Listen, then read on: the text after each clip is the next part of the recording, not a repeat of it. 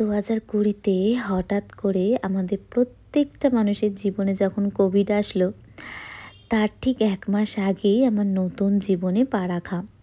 এই কোভিড জানো তো আমাকে অনেক কিছু শিখিয়ে দিয়ে গেছে। আমার মনে হয় প্রত্যেকটা মানুষই কোভিড থেকে অনেক কিছু শিখেছে, অনেক অ্যাডজাস্টমেন্ট শিখেছি আমরা।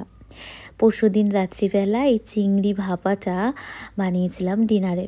জানো, এই রেসিপিটা আমি কিন্তু লকডাউনের সময় শিখেছিলাম। একদিন অফিস থেকে এসে দিদির ফ্ল্যাটে ডিনার করতে গিয়ে দেখি গ্যাস শেষ। তখন মাইক্রোওয়েভে জাস্ট ১৫ মিনিটে যে ভাপাটা হয়ে যায় জানাই ছিল না। সর্ষে, পোস্ত, কাঁচা লঙ্কা, অল্প একটু আদা, সর্ষের তেল আর অল্প একটু হলুদ দিয়ে মিক্সি করে নিয়ে মাইক্রোওয়েভে দিলেই এত সুস্বাদু ডিনারটা যে রেডি হয়ে যায়, সেই কোভিডের সময় শিখেছিলাম। চলো এখন আসি, কাল আবার অনেক কথা হবে।